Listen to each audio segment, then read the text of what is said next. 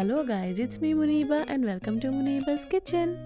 आज मैं बनाने जा रही हूँ गर्मियों में सबसे ज़्यादा खाई जाने वाली और बच्चों की फेवरेट स्ट्रॉबेरी आइसक्रीम।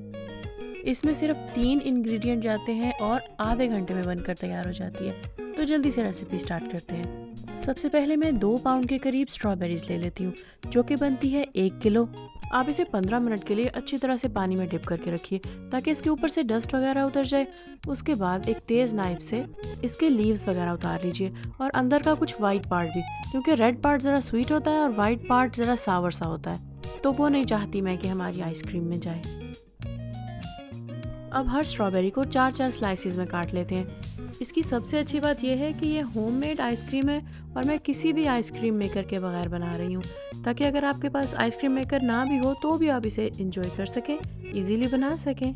अंडे आइसक्रीम बनाने का मेन इंग्रेडिएंट होते हैं, लेकिन कुछ लोगों को अंडे नहीं खाना पसंद होते, इसलिए वो आज हम ऐड नहीं करेंगे।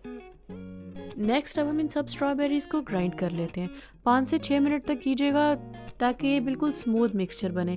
इसी दौरान ऐड कर लीजिए आधा कप चीनी का। मैं यहाँ ग्रेन्युलेटेड शुगर यूज़ कर रही हूँ, जो बहुत ही बारीक होती है।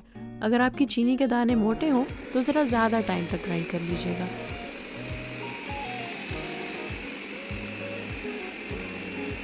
देखिए कैसा स्मूथ मिक्सचर बनकर तैयार हुआ है।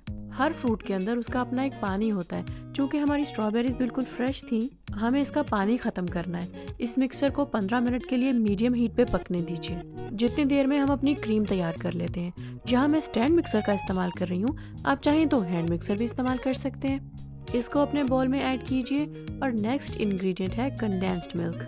इसे बाहर से मत मंगवाइएगा, घर पे अपना कंडेंस मिल्क बना के रखिए, जो कि मैं पहले बना चुकी हूँ। इसकी वीडियो का लिंक मैं नीचे डिस्क्रिप्शन बॉक्स में भी दे रही हूँ और ऊपर आई बटन में भी। इस पर क्लिक कीजिए और अपना कंडेंस मिल्क तैयार कीजिए। ये मैंने ऐड किया है 1 कप। साथ साथ अपने स्ट्रॉबेरी के मिक्सचर को भी अच्छी तरह से हिलाते जाइए, किनारों से हटाते जाइए, कहीं ये जल ना जाए।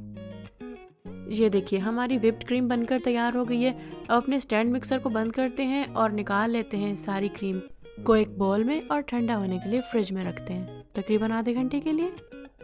दूसरी तरफ हमारे स्ट्रॉबेरी मिक्सचर का पानी भी अच्छी तरह से ख़त्म हो गया है, तो इसको भी एक बाउल में निकालते हैं और ठंडा होने देते हैं। वैसे क्या ख्याल है, नेक्स्ट आपसे स्ट्रॉबेरी जैम की वीडियो ना शेयर करूं? कमेंट्स में ज़रूर लिखिएगा। दोनों चीज़ें 2-2 घंटे ठंडा होने के बाद मैं इसे अच्छी तरह से मिक्स करती हूँ। देखिएगा एक ही डायरेक्शन में इसको मिक्स कीजिएगा।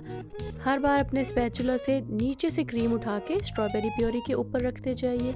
नेक्स्ट मैं इसमें फ्रेश कटी हुई स्ट्रॉबेरी के छोटे छोटे पीसेस ऐड कर लेती हूँ। आइसक्रीम खाते हुए जब ये फ्रोज़न पीसेस मुंह में आएंगे तो बहुत मज़े के लगेंगे। तो चलिए जी, हमारी स्ट्रॉबेरी आइसक्रीम का मिक्सचर तैयार है। इसे किसी बाउल में या एयर टाइट कंटेनर में डाल के रखिए फ्रीज़र में 5 से 6 घंटे के लिए, या आप ओवरनाइट भी रख सकते हैं। ये देखिए हमारी आइसक्रीम तैयार है और मैंने इसमें कोई फूड कलर नहीं ऐड किया, क्योंकि जो रेसिपी ठीक तरह से बनाई गई हो उसमें फूड कलर डालने की कोई ज़रूरत नहीं होती। इसे आप 3 महीने तक किसी एयर टाइट कंटेनर में डाल के फ्रीज़र में स्टोर कर सकते हैं। गर्मियों के दिन है और बच्चों को बहुत मज़ा आने वाला है ये खा के।